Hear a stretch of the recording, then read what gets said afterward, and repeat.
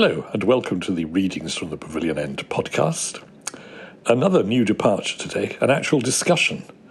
A discussion between me and the cricket writer Nirgunan Tiruchelvam, comparing the merits of two of the greatest bowlers of all time, Warne and Muttiah Muralithar. In case you're interested, I wrote a piece on this subject back in March 2020 on my blog.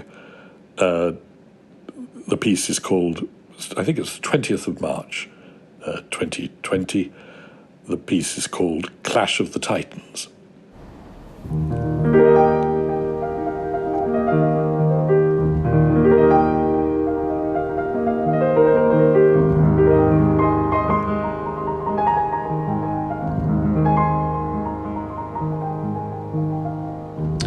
Hello and welcome to the podcast. Today I'd like to welcome Nirgunan Tiruchelvam, a noted cricket writer and about to be, one hopes, biographer of Muttiah Muralithar. Welcome, Niggy.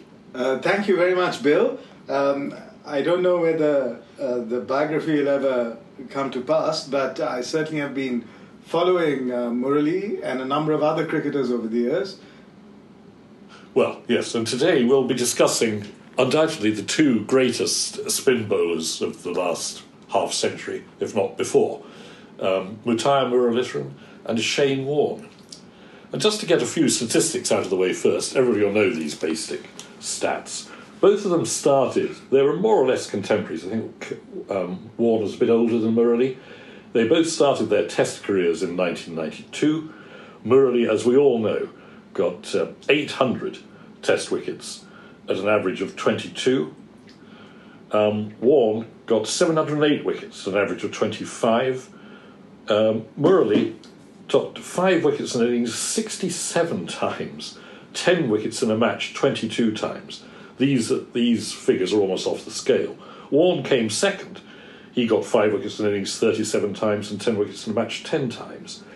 One interesting thing is that Warne played, I think, 12 test matches more than Murali, but Murali bowled 4,000 more deliveries than Warne. Now, we all know stats aren't everything, but what do you think these tell us, Niggy?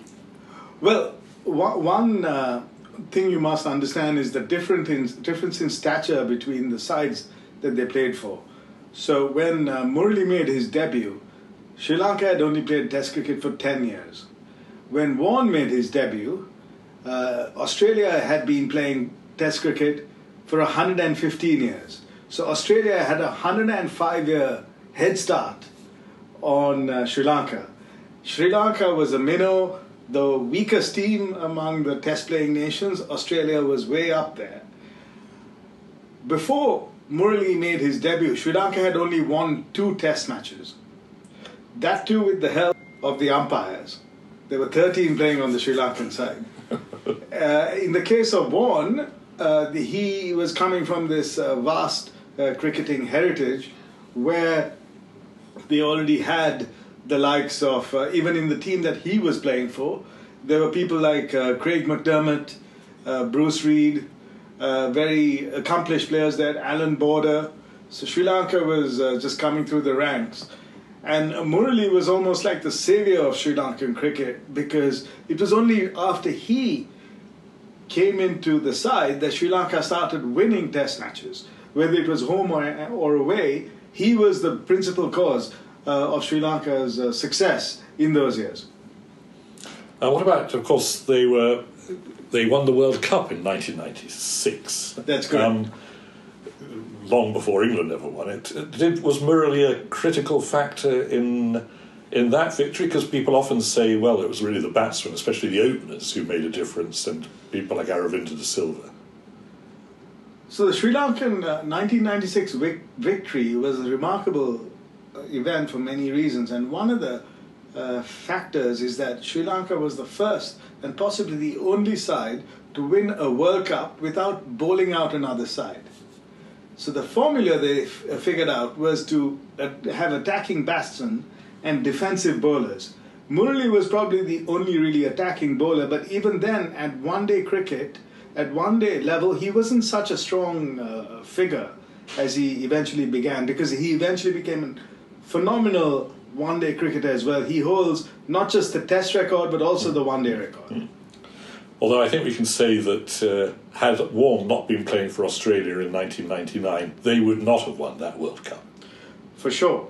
He was the man who turned around that famous semi-final. Yeah. He was an inspirational character in many ways. Going back to your initial point about the difference between the two sides, of course, in a way that cuts both ways, doesn't it? Because, of course, would it be unfair to say that Warne was competing for wickets with the likes of Glenn McGrath, Jason Gillespie, Brett Lee, even the other leg spinner sometimes, Stuart McGill, whereas obviously Murali wasn't ploughing a lone furrow because he had people like Chominder Vas, but I think you'll agree there's a difference in the quality of the bowlers with whom Murali was operating. There's no doubt that Warne had a better attack at his disposal. He had better bowling colleagues. But in the case of Murali, he had to be the sword and the shield. He had to contain the runs, but he also had to take wickets. So the sheer amount of bowling that he had to undertake gives him even more credit than what Warne had to do. Because in the case of Warne, by the time he came on to bowl in a typical test match, it was already about 30 overs. The openers and possibly a couple of the middle order batsmen had been dismissed. In Murali's case, he often came on in the 7th over. And he had to take on the openers as well, you see. Yes, you make the point about Murali being a sword and a shield, but wasn't one of the unique features, I think it's not too strong to say unique features of Warne as a leg spinner was that he was incredibly accurate and difficult to score off, as well as being, an extraordinary strike bowler. That's definitely the case. In many ways, they're quite similar, the two bowlers. Both had an exceptional amount of turn. And in both cases, the turn could be attributed to certain unique physical traits. In the case of Murali, it's well documented that he had a double-jointed wrist and he couldn't bend his elbow. The double-jointed wrist gave him a huge ability to turn the ball. In the case of Warne, his hands were very, very strong and very large, and that made the ball turn even greater. One thing about Warne was that he did have a lot of variation, but unlike other leg spinners like Qadir or even Stuart McGill, his googly was not very formidable. Yes, I'd agree with that. And actually the odd thing about Warne was that whereas Murali, I think you could say, as he got older, his variations got more advanced and subtle. Of course, he had the doosra to try. Whereas Warne, in a strange sort of way, his variations became fewer and fewer as he got older, mainly for the sort of physical reasons, because injury and stress on his various parts of his body. But, in his early days, his flipper was a hugely valuable weapon. There's a famous, all these things are on YouTube, there's a famous ball he bowled to Alex Stewart in Australia in 1994-95, when this ball went straight on and under Stewart's bat. And as he got older, by the end, he was often just bowling straight balls and sort of psyching people out. Yes, he was a phenomenal showman. You used to watch him, he used to bowl very economically, and then if the batsman just had a normal forward defense, he would exclaim in a manner to make the batsman even more insecure, and the batsman would probably be wondering, why the hell is this man sighing? So he was very good at psyching out the opposition. I wonder if they'd been playing in the era of DRS, whether they would have both got even more wickets than they ended up with. In both cases, that would have been the case, because when Murali's record against left-handers was in some cases there were a few left-handers who mastered him, like Lara, and because he was bowling the way you bowl to a left-hander is similar to a leg spinner bowling to a right-hander. In those days, because of the leg side LBW rule, umpires used to err on the side of caution and be averse to giving people LBW to both Murali and Warne when they were bowling in that manner. So in the case of Warne, he may have got more right-handers out if DRS was there. In the case of Murali, he would have got more left-handers out. And even for the opposite type of batsman, just DRS has leveled the playing field to a great degree. And even in the case for, let's take R. Ashwin, he averages about 5 wickets a test. I think Lance Gibbs may have something to say about that because in the era of Lance Gibbs played long before DRS. He would have shouted himself hoarse on many occasions trying to get a favourable decision from an umpire where if there was video evidence it would have been ruled in his favour. I think Murali does have the record, doesn't he, also for the average wickets per test match? Or is it SF Barnes is perhaps the only person ahead of him, I think. So there are only 2 players in the history of Test cricket who've played over a certain number of tests who average 6 tests per match. In the case of Sid Barnes, he took 189 wickets in 27 tests, which is an average of 7. The remarkable thing about Murali is that there was a stretch in the middle of his career. He played 133 tests. He only bowled 130 in 130 tests for Sri Lanka. There were 2 tests, both in Kandy, where he didn't bowl a single ball. And there was 1 test where he played for the World 11 by one of the quirks of the statistical system is that the World 11 test was also counted as a legitimate test match. So he actually only took 795 test wickets for a country. I see, okay. So there was a stretch, Bill, a 90 test stretch where he, just like Sid Barnes, took 7 wickets a test. Yeah, that is extraordinary. He's also, I think, the only, well, leaving aside Jim Laker, of course there was that special case, I believe that Murali is the only bowler to have taken 9 test wickets in an innings twice. That's right. He's the only bowler to have done it in 2 separate test matches. Yes, indeed. And one of them, of course, was that famous game at the Oval in 1998. Yes. When Arjuna Ranatunga put England in and they got 450. Yes. Can you remind us of what happened in that game and Ranatunga's explanation?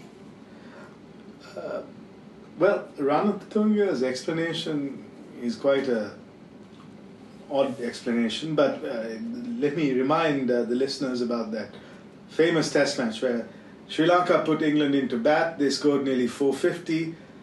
Sri Lanka then rapidly hit 570. And the secret in that match was that Sri Lanka actually batted at a scoring rate which in that era was very, very quick, but today is quite normal, which is they batted, they hit 4.5 runs per over then. That rapid rate of scoring gave them enough time to bowl England out, and Murali ended up taking 16 wickets. In the second innings, he took 9 wickets, and there was 1 run out, which denied him a perfect 10. So that was the 5th best test analysis of all time. Yes, extraordinary. And I think what Ranatunga said was that he put England in because they could only win if Murali was going to bowl England out twice. Yes. And if Sri Lanka had batted first, England would have had to have followed on in order for Sri Lanka to win, and Murali would have been too tired to do it twice, so they needed a break. Yes. So the only way they could win was to put England in.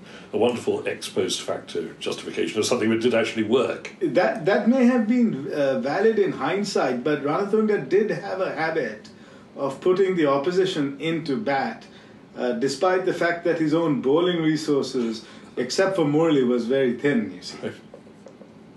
Is there a case, going back to the point about Murali having limited support, of course, I would have thought everybody would agree that Sri Lanka's best bowler after Murali in what you might call the modern era is Rangana Herat. And is it being unfair to say that Herat's career was delayed, as it were, because of the presence of Murali in the Sri Lankan Test side? It may have been delayed to a certain degree. There were certain periods when the two bowled in tandem. They bowled together in the 99 Sri Lanka-Australia series, when Rangana Herath made his debut. They also bowled in the 2004 Sri Lanka-Australia series in tandem. They were an excellent pair, but Herath lost the favour of the selectors at various points in his career, and it's unfortunate that they didn't bowl in tandem more frequently. But there was never any doubt about Herath's class, and it gives Sri Lanka a remarkable record where the test match bowler that is right-handed with the most wickets is a Sri Lankan, and the most successful left-handed bowler is also Sri Lankan. Yes, and Sri Lanka have never played a test series comprising more than 3 matches. Yes, so it's unfortunate that that's been the case. It's a function of Sri Lanka being a fairly small island without a huge consumer market to justify a longer test series. Going back to Warne for a moment, of course he became forever famous after his first ball in an Ashes series when he bowled Mike Gatting. I've often thought to myself that if the England selectors had had any sense, David Gower would have been playing, not Mike Gatting, and the whole history of the modern Ashes might have been different.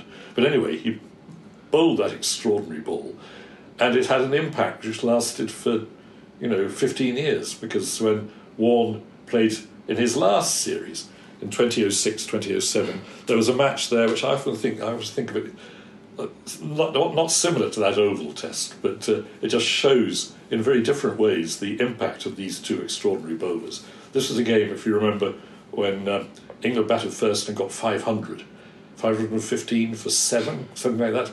Paul Collingwood got a double century, Kevin Peterson got 100, and Andrew Flintoff declared, and people were wondering, why is he declaring? Australia batted and got 519, and they were all out on the final session of the 4th day, and at the end of that day, England were 59 for 1, with just a day to go. And I always remember Ian Chappell saying on the radio or the television, there's only one side that can win this, and that's Australia, because Australia have got Shane Warne. And that's what they did. England had a tortured second innings, getting about 120 and 75 overs. Yes. Warne got 4 wickets. He didn't get 8 wickets, 9 wickets, but he won that match. And Australia went in and got the 100 or so they needed. And it was the most extraordinary thing. And I think it all goes back to, that ball he bowled to Gatting. These things can have a strange psychological impact. People think there's no limit to what this person can do. And add that to the theatre. I think there was more of a sense of drama when Warne was bowling than when Murali was bowling. I think his run-up, that walk, he started with that walk, and his delay was always fiddling around. There was people were waiting, and people couldn't get enough of him. He was the most watchable of cricketers. Very watchable, very charismatic. He had a very good way with people. There are lots of stories about him meeting people randomly and being very courteous towards them. And it's a great loss to world cricket that we were deprived of such a legendary figure.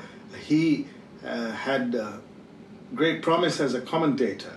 I found him probably the best out of the commentators that we had, because just like his run-up was economical, he was economical with his words. He didn't talk too much. He didn't bore the audience. He was flippant, He was engaging. He got the medium just in the same way that he got the showmanship of cricket. Yeah, no, I agree. I liked him as a commentator too. What's Murali doing now? Murali is active in business. He's still involved as a mentor in the IPL. I think he was with the Hyderabad Sunrisers the last time I checked. He's still engaged in the game. He's not so involved in Sri Lankan cricket. He was briefly on the committee and so on. He doesn't have the mindset to become an administrator. And what he isn't is someone who goes up to younger cricketers and say, keep up the good work, young man. He's not the sort of chap who pats people on the back and so on, which Warne was. Yes. Okay, well, do we have any conclusions to reach? Yes, so there was a 90 test stretch where Murali averaged 7 wickets a test match in the same way as Sid Barnes. So the real comparison is not between Murali and Warne, it's between Murali and Sid Barnes in terms of who is the Bradman of bowling. Now Barnes actually played before Bradman, so maybe you could say that Bradman is the Sid Barnes of batting, right? But some of Sid Barnes' feats have been exceeded by Murali in the same way that you could say that Murali took wickets against the Minnows, Bangladesh and Zimbabwe. Well, I didn't want to mention that, Yes. but since you have mentioned Yes. it, yes, I think it's a fact that he got 89 wickets against Bangladesh in either a 13 test match or something, and 87 wickets against Zimbabwe. And I'm just wondering if you took Murali's, I mean, just by comparison, Warne played 2 test matches against Bangladesh, and I think did get a few wickets, and won against Zimbabwe when he didn't do very well. I'm just wondering if it would be interesting to remove those 2 countries from Murali's record and see how it compared with Warne's. There is a closer comparison if you were to remove those 2, but Murali is still superior. Murali has... You say Murali still is superior in terms of average. Average. Right. Murali's test match bowling average in England is lower than his test match bowling average in Sri Lanka. His test match bowling average in New Zealand is lower than it is in Sri Lanka. Yes. Okay. His first class bowling average in England is about 14 or 15. Yes. Meaning non-test first Yeah. class. Yes. Which is much lower than his first class average playing non-test cricket in Sri Lanka. Yeah. So the thesis that he was playing in these Asian conditions is completely unfounded. He was taking wickets in New Zealand. No. Well, I think you'll also find actually that Warne's record is better outside Australia than it was in Australia, and his record in Sri Lanka, if you just take it in terms of number of wickets per test and average, was actually not that different from Murali's. That's right. He actually outbowled Murali in that 2004 series where Australia was losing or having a first innings deficit in each one of the 3 test matches, but ended up winning all 3 test matches. He got 2 wickets more than Murali. The reverse was the case in the 99 tour, but we should have seen a bit more Murali versus Warne in the test match arena. Well, yes, but we will presumably cast a veil over Murali's record in Australia.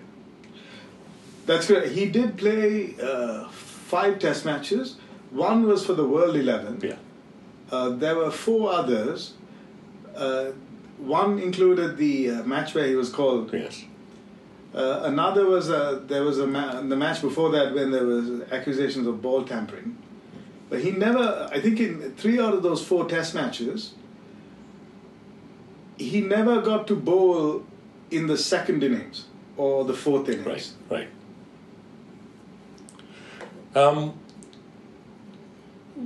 Is it true to say, or an exaggeration, or just completely misleading, that the rules or the guidelines about bowling actions were altered to accommodate Murali?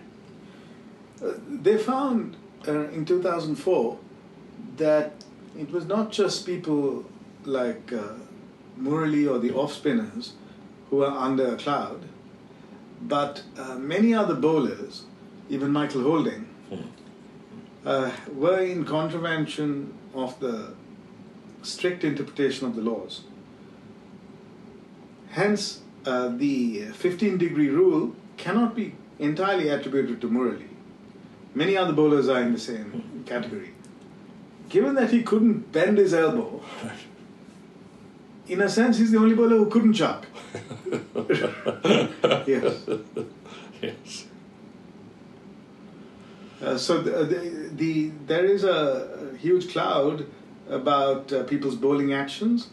I don't think we should spend too much time discussing I wasn't. Murali. I thought it would be silly not to mention at all, but I agree entirely with what you say, that there were other people who may have been, because of his physical inabilities, who were more the target of those rule changes. I think the most extraordinary thing about Warne, in a way, in terms of his reputation, is the point about the 5 cricketers of the century. Yes. In Wisden, as you know, Wisden has 5 Cricketers of the Year every year. And in 2000, Matthew Engels has said, we'll choose 5 Cricketers of the Century. And they got 100 judges, cricket people from all over the world. So it was a wide range of people, all given 5 votes or nominations each, obviously. And then the editor totted them all up. And 100 people voted for Bradman, not surprisingly. 99 people voted for Gary Sobers. We weren't told, but I think we need to know who the person was who didn't think that Gary Sobers was one of the 5 greatest cricketers of the century. And then there was Jack Hobbs, the England opener, Viv Richards, and Shane Warne. And if you think about it, that is a real testimony to Warne, because he'd only made his Test debut in 1992. His career he had another half of his career to go. Yes. And it is extraordinary that the quality that he had and the things he brought to cricket were recognised even then as being so remarkable as to get that particular tribute. Yes. Well deserved. He had already taken 300 wickets by then. So he was very much in the mid-career stage. Yes. Murali had only taken 200 then. Though they started their Test careers about 5 months apart. Yes. Murali had more Test wickets than Warne only from about 2004.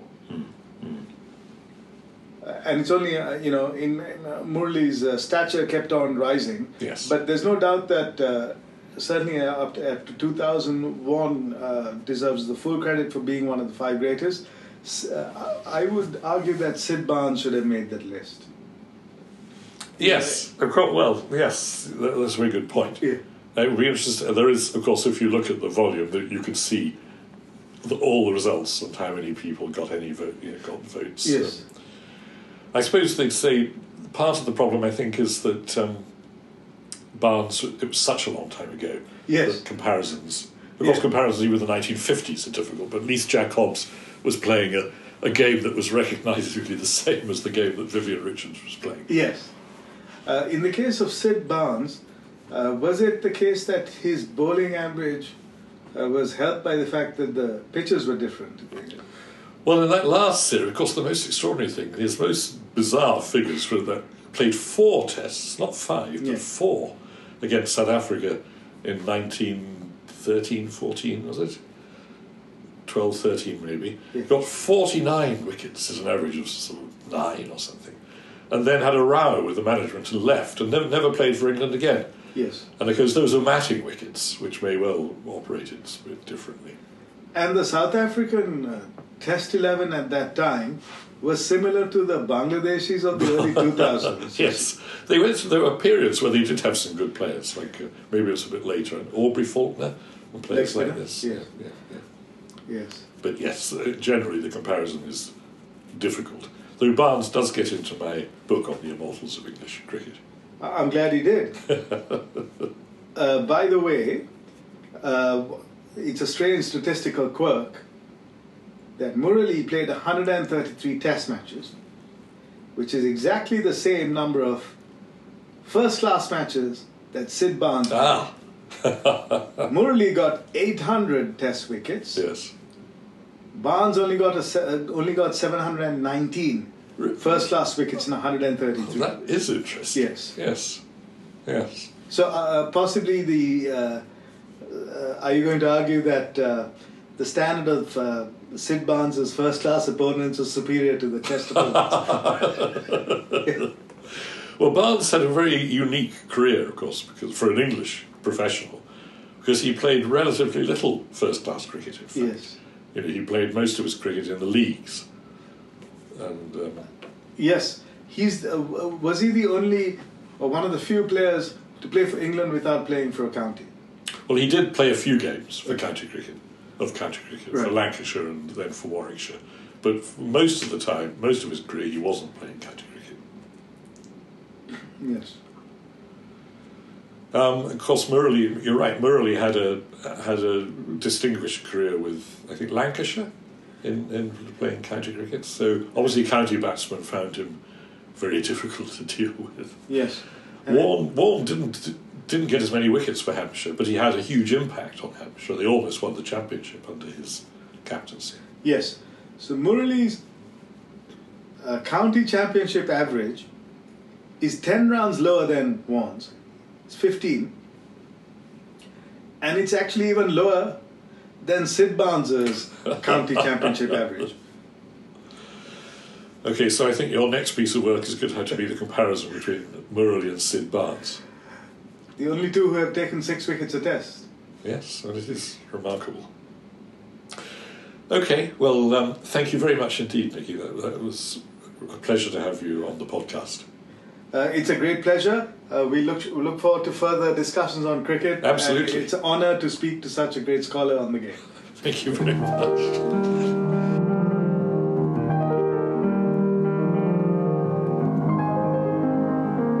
Well, I hope you enjoyed that. Please subscribe, and you can do that by looking at the website where you found this. Recommend to your friends, and I'm more than happy to take requests. Thank you.